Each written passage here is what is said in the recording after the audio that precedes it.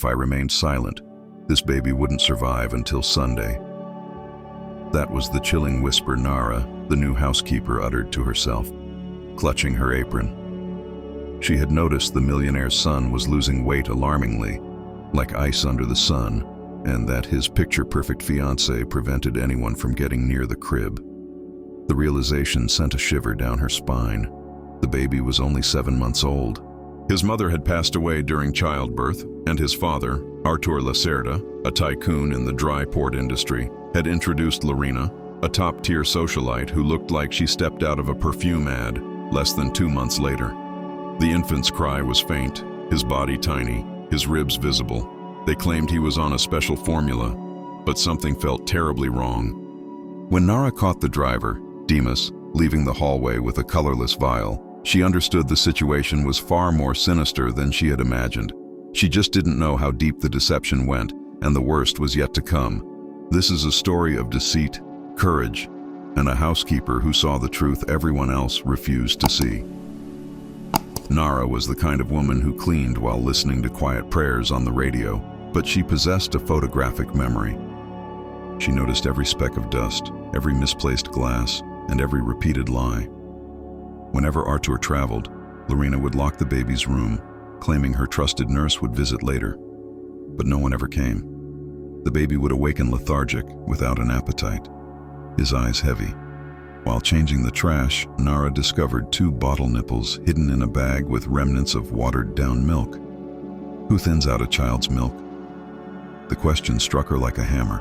Instinctively, she saved one of the nipples in a small bag.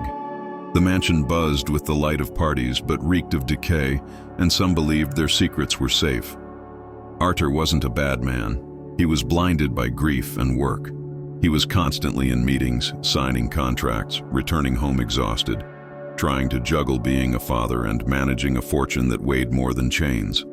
Lorena, angelic in photos but cold as stone in person, managed everything: visits, medications, schedules. She was always whispering with Demas the driver, behind closed doors, sharing sly smiles and sending messages with her phone on airplane mode. Naara saw it all, took mental notes, and swallowed her anger, praying for a sign. The sign came when the baby regurgitated a grayish substance, and the smell of burnt milk filled the air. The housekeeper trembled. She picked up the bottle, sniffed it, and her eyes widened. Something was in there, and what if it wasn't just the milk? That night, the mansion was alive with a dinner for investors, flashing cameras, and laughter that hurt to hear. Lorena moved through the crowd like a queen, with Demas as her loyal shadow. In the baby's room, without air conditioning, the infant cried hoarsely. Naara closed the door and whispered, "I'm here, little one." She held him, and the boy responded with a hungry urgency. She crept downstairs, prepared a proper, full-strength formula, and fed him, bit by bit. The boy clung to the bottle as if it were a lifeline. On the living room TV, they called Lorena a model stepmother. In the nursery, the truth was a bitter pill. Naara photographed the prepared bottles and the colorless vial left behind the curtain. It was the turning point, the moment she gathered her proof.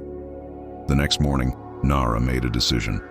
Either I die trying, or this boy dies alone. She requested an hour off to get medicine for her mother and rushed to a local health clinic where a cousin of her neighbor worked as a technician. A full analysis wasn't possible, but a single sentence confirmed her fears. "This is extremely diluted, and there are traces of an antihistamine." The housekeeper returned, trembling with a furious heart. At the gate, Demas gave her a condescending look and a crooked smile. "Been away?" She countered with a courage she didn't know she possessed. "I went to pray." He laughed, but his eyes betrayed his fear. And when a coward is afraid, their plans accelerate. Artur announced he was traveling that afternoon to close a deal. Lorena feigned sadness, held the baby for 3 minutes, and handed him to a new nanny with a list of instructions. Naara noticed the new girl barely knew how to hold a child. In the garage, Demas was polishing his boss's car with meticulous care. Naara, setting down her bucket, glanced through the window and saw a glove compartment stuffed with brown envelopes. On the side, a keychain from a cheap roadside motel. What kind of sophisticated driver uses that? Only one whose mind is elsewhere, and that elsewhere had Lorena's face. That night, the house fell silent as a tomb. Lorena locked herself in the office with Demas. Naara in the hallway heard their low laughter and smelled the mix of expensive perfume and something else, something sharp. She saw their shadows embracing behind the curtain, swallowed hard, and pressed the record button on her phone, capturing every whisper. Just a little longer, my love. Once the will is settled, nothing can stop us. Tomorrow night, we'll make sure the doctor visits stop for good. The words hit her like a punch. Naara stumbled back, nearly knocking over a vase. Silence. The door creaked open. Is someone there? She ran, her heart pounding, and hid in the dark powder room, praying. It was a close call. Just when she thought she was safe, she heard a different cry, not from the baby, but from behind the wall. Naara felt along the staircase wallpaper and found a hidden seam. Pushing a painting aside, she revealed a shallow compartment. Inside were photographs. Lorena with Demas at a cheap motel. Lorena with an unknown man signing a paper. Demas handing an envelope to a woman in a doctor's coat. And at the bottom, a flash drive labeled Plan B. The world blurred. Naara tucked everything into her apron, promising herself, if I go down, I'm taking them with me. But she had yet to uncover the dirtiest piece of the puzzle. Lorena arranged a charity brunch with Artur, bringing along a slick lawyer. Just a few updates, darling, he cooed.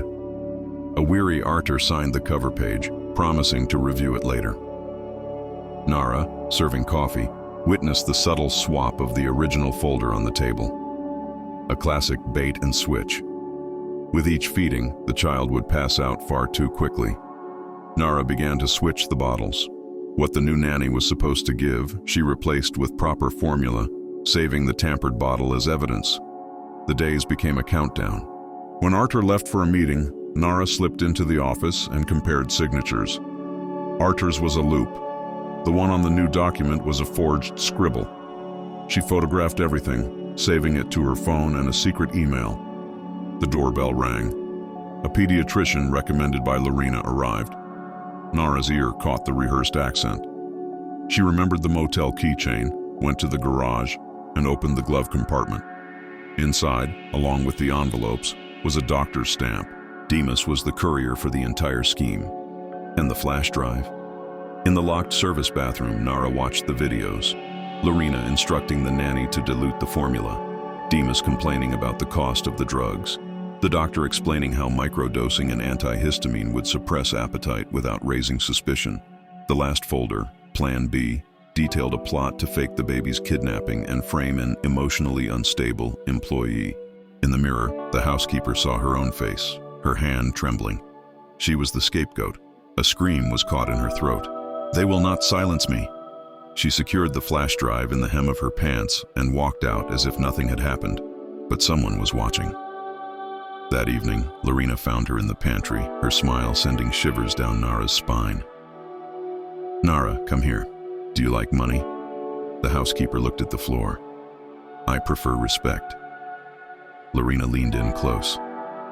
50,000 now. 50,000 when you disappear. The offer was laced with venom. Demas stood behind her, fiddling with a camera cable. Naara pretended to think. Can I see the baby? Later. Then no. She turned her back. The slap echoed through the hall. Naara's eyes filled with tears, but she didn't cry. There is someone above you watching me. Lorena laughed. Who? God? The truth, Naara replied and walked away. The breaking point would come that very night, at 2 a.m. And the cameras were off, the silent alarm disabled. Naara, sitting by the baby's bed, felt the house hold its breath. The doorknob turned slowly. The new nanny entered with a bottle and an insulin needle in her pocket. Naara stood up. I'll do it. The woman swallowed hard. It's the lady's order. She pays you. But who pays your conscience? The nanny trembled. I need the money. And if it were your son? The woman's hands faltered and the bottle dropped. Naara took out her phone and recorded as the nanny confessed in a low voice. 2 extra drops tonight to finish it quickly. The baby cried, and that cry became a siren in the housekeeper's chest. Naara ran with the child in her arms, down the stairs and straight into Demas, a hulking shadow. He held the alarm key in one hand and plastic cuffs in the other. "It's over, little lady." His smile was reptilian. She backed away, shielding the baby. "If you touch us, I'll scream." "No one will hear you," he sneered, lunging forward. Naara reached into her apron and pulled out the small black flash drive. "A judge will." Demas froze. "Where did you get that?" "From your little hiding spot behind the painting." He cursed and lunged at her. In a maternal reflex, Naara jabbed the tip of the baby bottle into his eye. He roared in pain, the baby wailed, and the house awoke. When the lights flipped on, the charade was over. Lorena appeared in a silk robe, her makeup flawless at 3 a.m. "What is this spectacle?" Naara faced her. "Your spectacle is over." She pressed play on her phone. Voices, dates, amounts, the doctor, the kidnapping plot, the trembling nanny. Artur stumbled out of his room, his soul in tatters. "What's happening?" Lorena tried to embrace him. "Darling, she's gone insane." Demas, his eye swelling, stammered, "It's a lie." The baby coughed weakly. Artur looked at his son, at Naara, at the two conspirators, and he chose to listen. Naara laid out her evidence. Duplicate bottles, photos of the swaps, screenshots of transfers. "The will you signed is a fake, and the doctor is an imposter. The stamp is in your car's glove compartment, delivered by him." Demas shrank back. Lorena laughed. "Fan fiction." Naara played her final card, nodding to the nanny crying behind the door. "Talk." And the woman told them everything. Artur's world spun off its axis. Before he could find his voice, sirens wailed at the gate. "Who called the police?" Naara answered, "I did. I'm tired of being invisible." But the most shocking twist was yet to come. At the station, the doctor was the first to fall. They confirmed the stamp and the payments. Demas confessed to parts of the plot, blaming Lorena. Lorena played the wounded saint, speaking of persecution and envy. Artur sat in silence, listening to every word, his gaze fixed on his son, who was already improving with proper nourishment. When the detective asked about the will, Lorena smiled. "It was to protect my stepson's assets." The word stepson cut through the air. The detective flipped open the folder. "Funny, in this document, the boy inherits nothing." The silence was heavy, the mask had cracked. Forensics confirmed it all.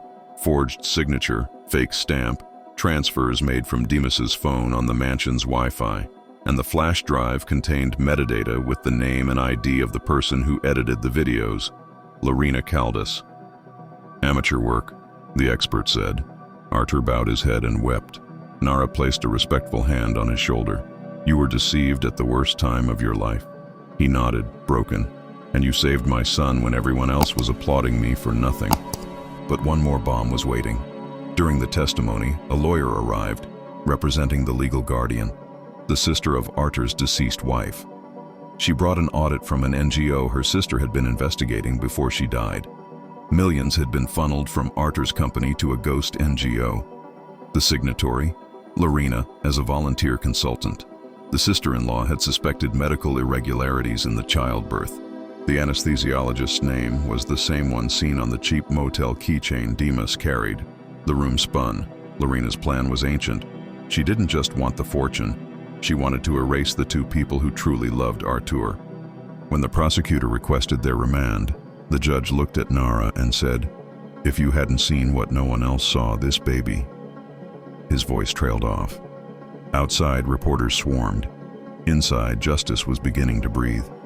Artur arranged for Naara's protection and hired her as the primary caregiver, with a high salary, a paid education for her own son, and a secure home. She replied, her voice steady, "I just want him to live.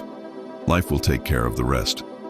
The baby drank his milk strongly, flashed a toothless grin, and gripped Naara's finger as if choosing his guardian. And so, never underestimate the power of someone who cleans on the outside, but sees everything on the inside. Because some victories are eternal.